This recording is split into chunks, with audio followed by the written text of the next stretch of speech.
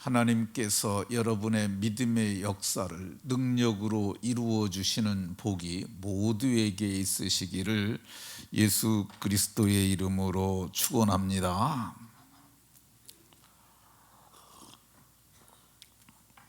믿음으로 일하는 것, 하나님을 경외하는 믿음으로 일하는 걸 믿음의 역사라고 할 수 있습니다.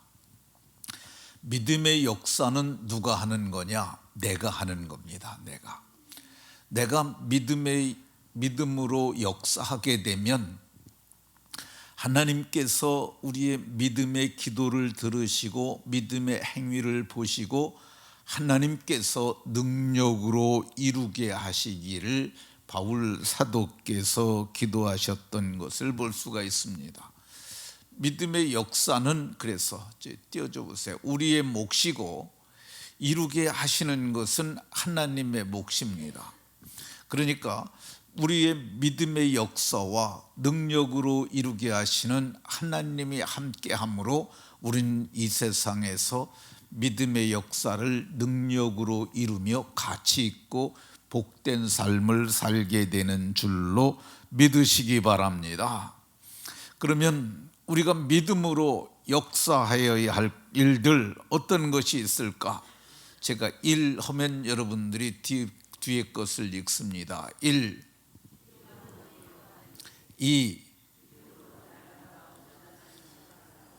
3, 4, 5, 6, 7.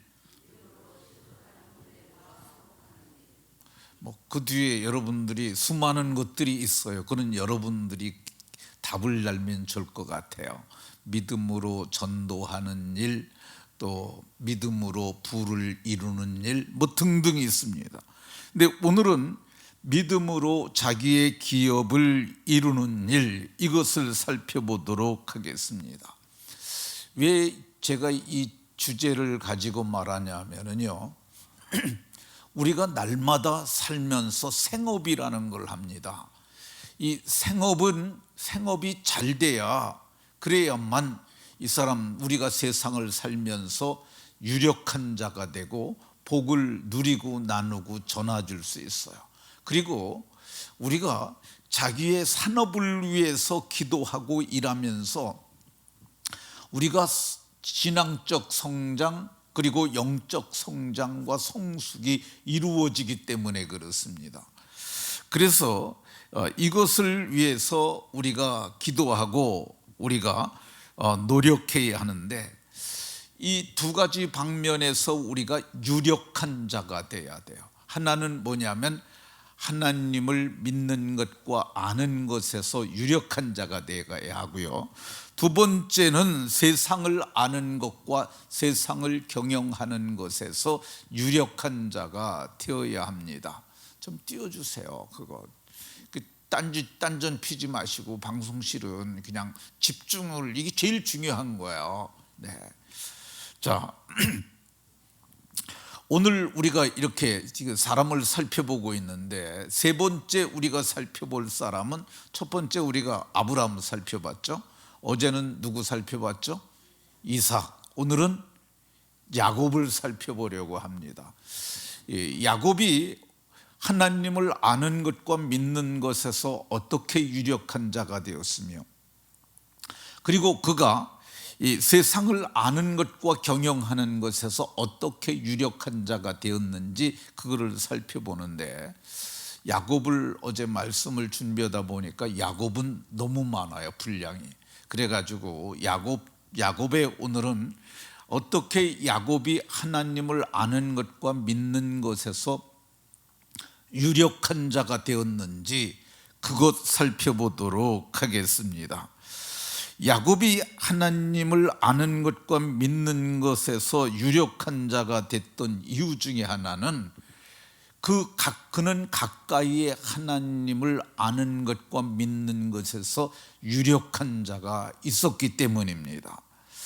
이 야곱은 에서와 함께 한 배에서 나온 사람입니다. 이 야곱은 창세기 25장 25절에 보면 이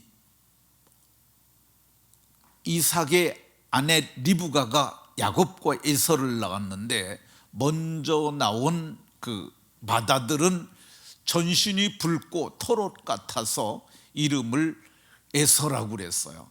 에서의 뜻은 그래서 붉다라는 뜻입니다.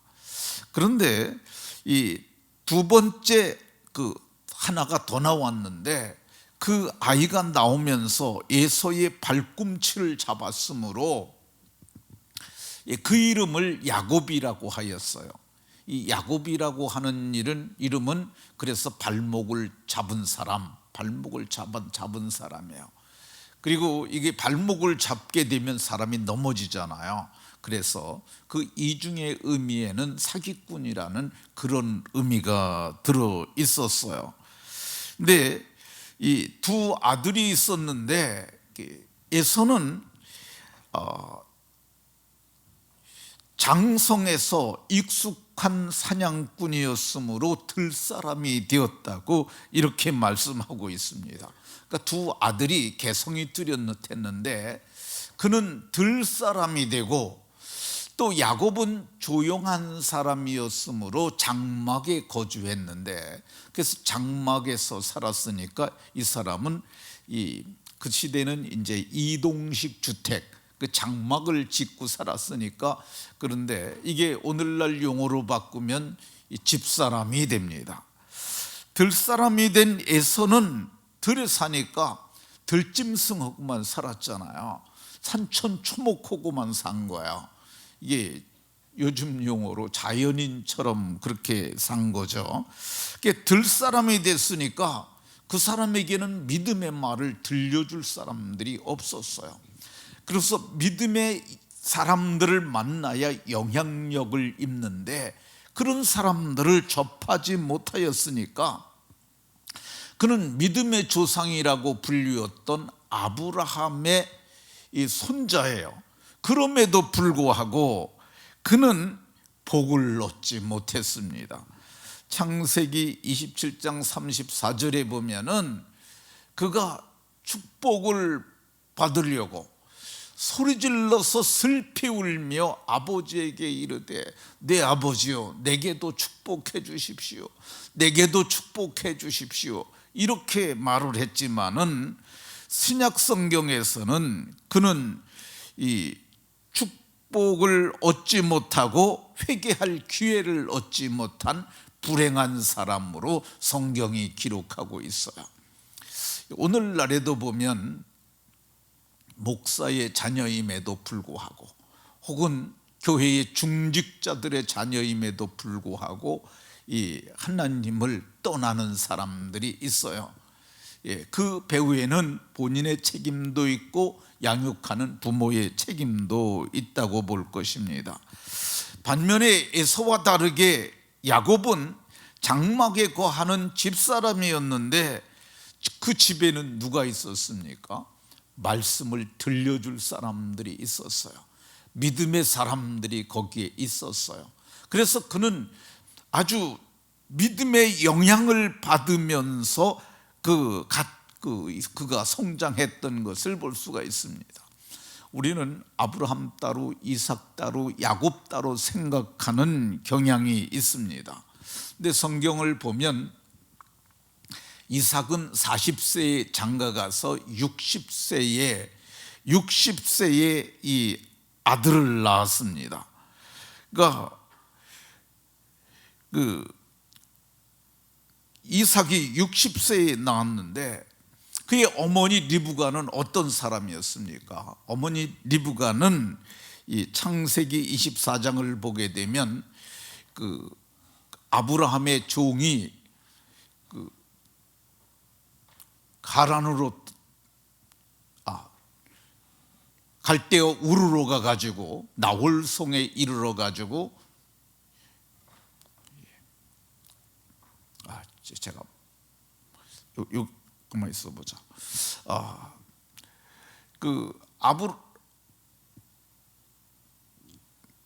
지금 야곱이 장가간 얘기를 하는 거죠.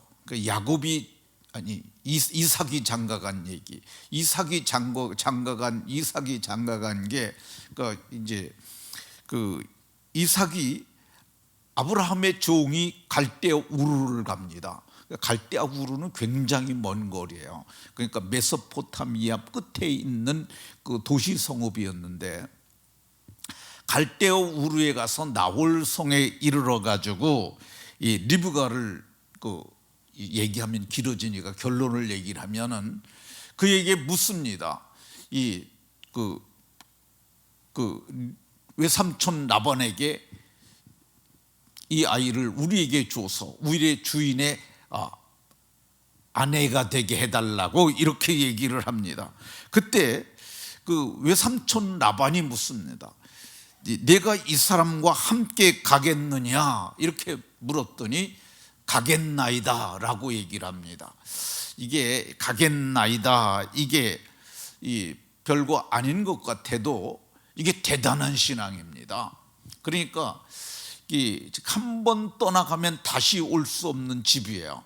그게 걸어서 갈 경우에 넉 달 정도 걸리는 거리입니다. 한 번 가면 다시 못 오는 길이에요. 근데 얼굴도 보지 않았어요. 그런데 가겠느냐 그랬더니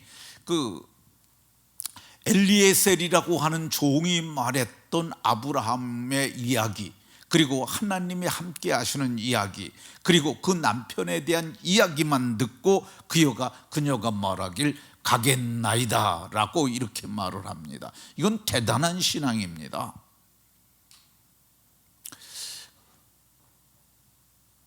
성경을 보게 되면 아브라함이 갈대아 우르에서 떠나라고 그럴 때 아브라함이 선뜻 나서서 가지 못합니다. 그래서 아브라함이 무슨 얘기를 합니까? 자기 아버지 데라에게 그 이야기를 하고, 아버지 데라가 대장이 돼서 이끌고 나옵니다. 그리고 그들이 약속의 땅에 한 번에 들어가지 못하고 그들이 하란에 거주하다가 데라가 죽으니까 그제서야 가나안 땅에 들어왔던 것을 볼 수가 있습니다.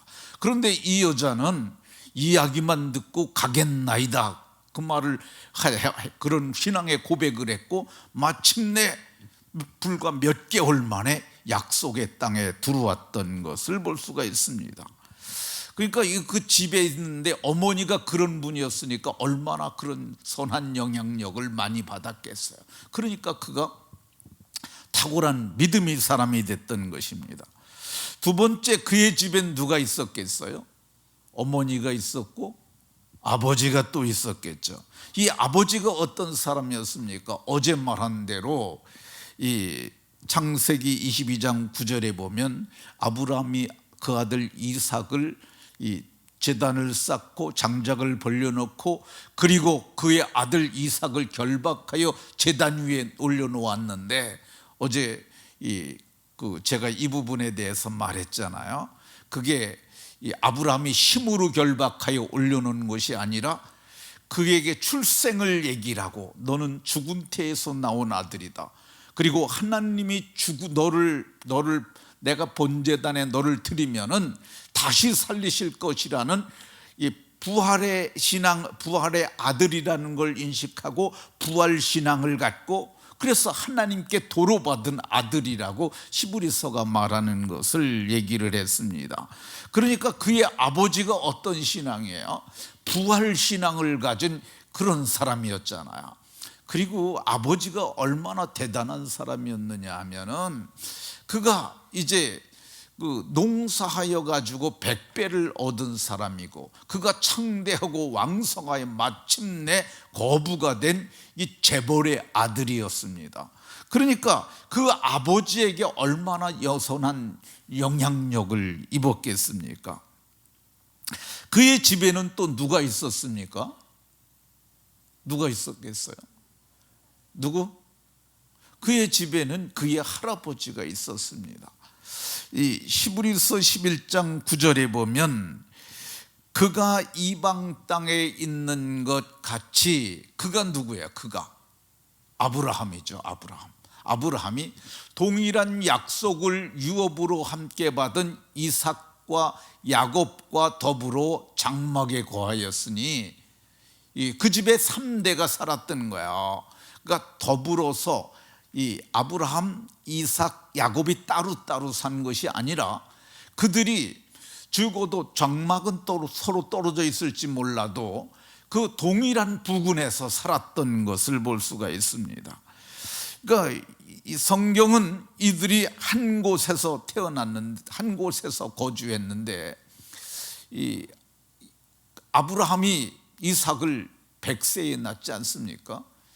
이삭은 야곱을 60세에 낳지 않습니까? 그러면 아브라함이 그때 몇 살이었어요? 손주를 볼 때 몇 살이요?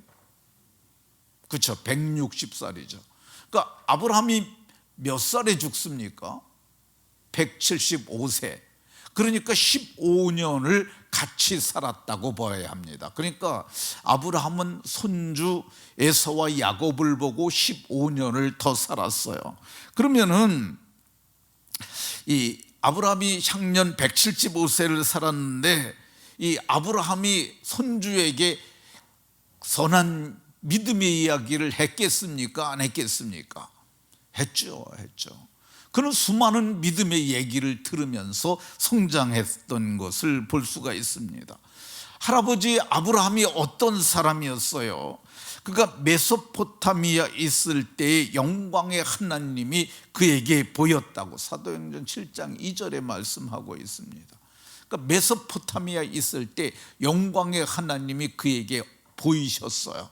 그러니까 그는 영광의 하나님을 본 사람이에요. 그 얘기를 아브라함이 해줄 때 그 그 야곱은 얼마나 흥미진진했겠어요. 그렇지 않습니까? 내가 갈대아 우르에 있을 때 성경에는 기록하지 않은 세세한 뒷얘기가 있다고요. 그 이야기를 들으면서 믿음의 이야기를 들으면 어떻게 돼요? 믿음의 사람이 되는 거죠. 믿음은 들음에서 나며 듣는 것은 하나님의 말씀인데, 하나님께서 행하신 하나님의 행적의 얘기를 들으면서 그가 믿음의 사람이 되는 겁니다. 하나님이 아비 본토 친족을 떠나가지고 내가 지시할 땅, 가면서 가르쳐줄 땅으로 가라고 그랬더니 아브라함이 어떻게 했습니까? 말씀을 따라갔잖아요. 그때 갈대아 우르를 떠날 때 우리는 많은 재산이 있었는데 그 소유물들을 다 두고 거기 나홀만 거기 남깁니다. 그래서 거기가 나홀성이 돼요. 그러니까 그걸 다 남기고서 이렇게 나올 때 그 이야기를 하지 않았겠어요? 아브라함이 어떤 사람입니까? 조카 롯과 이 기업을 이루게 됐는데, 기업 가지고 종들이 다투니까 기업을 나눴던 이야기, 이거 얼마나 드라마틱한 얘기야. 네가 좌하면 내가 우하겠고, 믿음의 사람은 악착같이 사는 것이 아니라 믿음으로 사는 거다, 그 얘기 하지 않았겠어요? 조카 롯이 소돔까지 가가지고 마침내 그돌라오멜의 연합군에 사로잡혀 가니까 집에서 길리우고 연습한 자 318명을 데리고 가잖아요. 너도 알다시피 야곱에게 얘기를 하지 않았겠어요?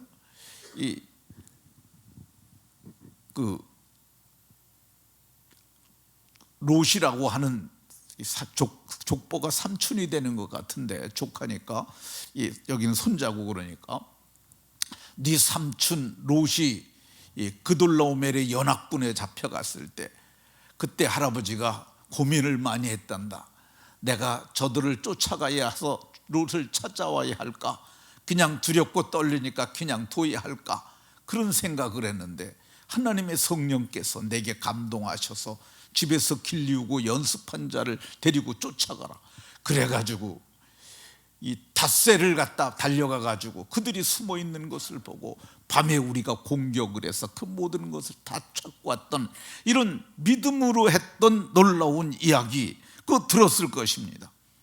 돌아왔을 때 소돔 왕도 나왔고 나를 갖다 영접해 줬는데, 이 살렘 왕 멜기세덱이 그때 나와서 우리를 영접했는데 이거는 참 놀라운 이야기라고 이렇게 말을 했을 것입니다. 그가 믿음으로 의롭다 함을 받은 이야기, 여호와께서 아브라함이 믿으니 그 믿음을 의로 여기셨던 이야기, 그리고 하나님께서 그 후에 나를 밤중에 나오라고 그러셨단다. 하늘의 별을 봐라. 그래서 별을 쳐다보고 있었지. 별이 무지무지하게 많았는데 네 자손이 그렇게 많을 것이라고 약속하시고 내게 너 나하고 언약을 맺자 그렇게 말씀하시더니 제물을 준비하라고 하셨는데 3년 된 암소, 3년 된 암염소, 3년 된 수양 뭐 그런 걸 쪼개 놓으라고 그래갖고 쪼개 놓고 있었는데 하나님께서 마침내 거기를 지나가셨는데 언약을 하시고 지나가셨는데 15장 17절에 보면 연기 나는 화로가 보이며 횃불이 쪼갠 고기 사이로 지나가는 그 놀라운 광경을 내가 보았단다. 하나님이 우리는 서로 계약을 할 때 짐승을 쪼개놓고 서로 지나가서 언약을 어기면 죽는다고 우리는 쌍방으로 지나가는데 하나님이 혼자 지나가셔서 하나님이 일방 언약을 하셨단다. 이런 놀라운 하나님의 이런 이야기를 들을 때 그는 정말 유력한 자가 되어갔을 것입니다. 그러니까 우리가 하나님을 아는 것과 믿는 것에서 유력한 자가 되려면 믿음의 사람을 가까이 해야 돼요. 여러분들이 큰 믿음의 사람이 되려고 그러면 나보다 신앙 좋은 사람과 가까이 해야 하고요, 믿음의 행적을 보면서 따라가야 하고요, 그리고요 특별히 믿음의 말을 많이 들어야 믿음이 큰 사람이 되는 줄로 믿으시기 바랍니다. 이 야곱이 하나님을 믿는 것과 아는 것에서 유력한 자가 된 증거가 있는데 그가 이 장자권에 도전을 합니다. 이 장자가 된다는 것은 가문의 제사장이 된다는 것이고요, 이 장자권을 갖는다는 것은 영적 축복의 상속권을 갖는다는 것이고요, 장자가 된다는 장자는 두목을 주라고 성경에 얘기를 하고 있습니다. 장자가 된다는 것은 신명기 21장 17절에 보면 두목을 주라고 얘기를 해요. 근데 이 야곱이 이 장자권에 대한 도전을 합니다. 사실 장자권은 태어날 때부터 생내적으로 주어지는 거잖아요. 그걸 어떻게 얻을 수가 있었겠어요? 어떻게 얻을 수 있었겠어요? 근데 이 야곱은 성경의 전무후무한 장자권에 도전을 합니다. 아마 인류사에도 장자권을 거래를 통해서 산 사람은 야곱밖에 없을 거예요. 야곱이 그렇게 했던 것은 어머니의 신앙의 이야기를 들었기 때문일 겁니다. 어머니가 아기를 잉태했는데 뱃속에서 둘이 싸우는 거야. 근데 그걸 보고 묻습니다. 하나님, 이게 어쩐 일이에요? 그랬더니 네 뱃속에 두 민족이 들어있구나. 큰 자가 어린 자를 섬기리라, 이 말씀을 합니다. 그 말씀을 어머니 리브가가 야곱에게 했겠어요, 안 했겠어요?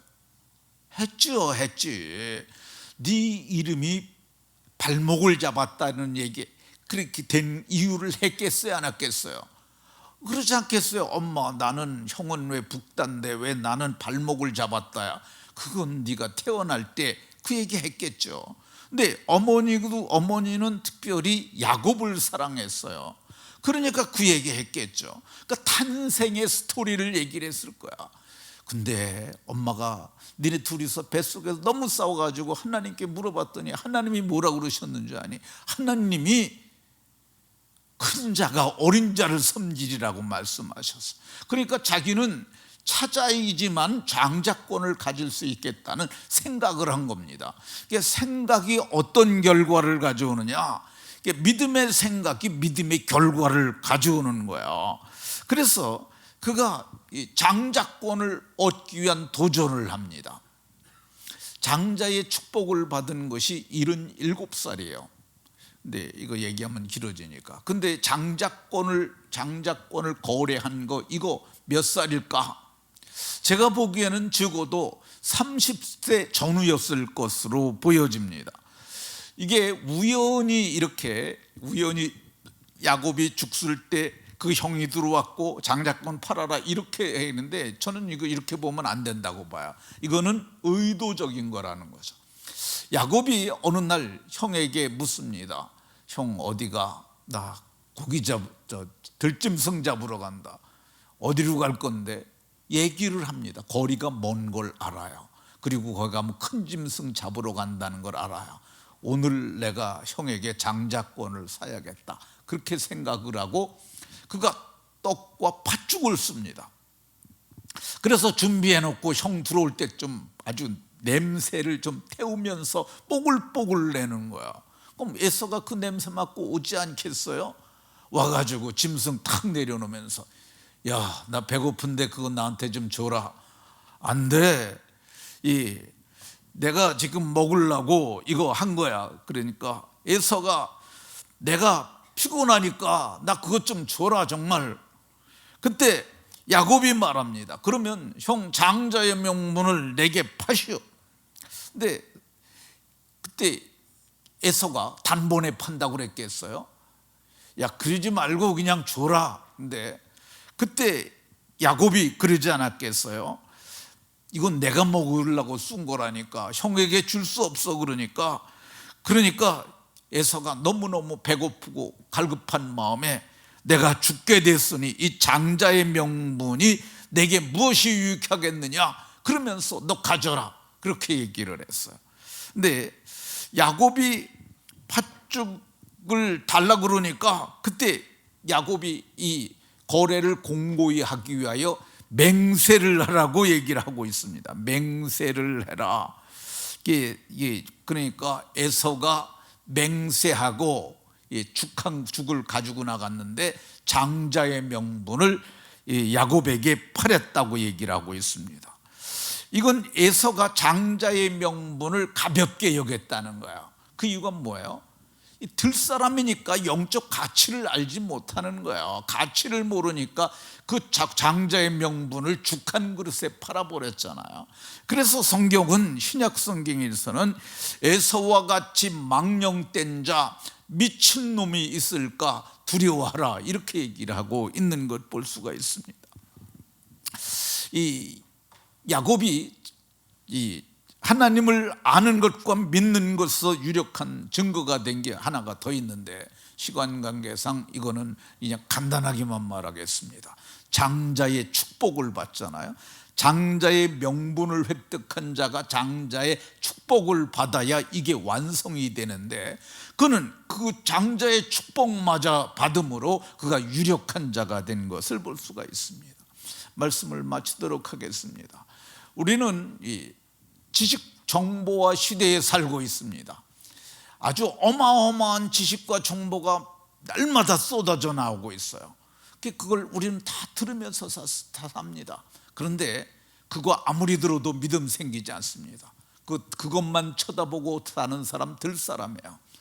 우리는 하나님의 말씀을 들어야 믿음의 사람이 되고, 그래야 하나님을 믿는 것과 아는 것에서 유력한 자가 됩니다. 여러분들은 이 새벽에 새벽을 깨우고 나왔어요. 제가 보기에 아주 훌륭하고 거룩한 선택, 바른 선택을 했다고 생각이 듭니다. 여러분들 모두가 이 복을 귀하게 여기고, 그리고 복을 받고 누리는 복된 분들이 다 되시기를 예수 그리스도의 이름으로 축원합니다.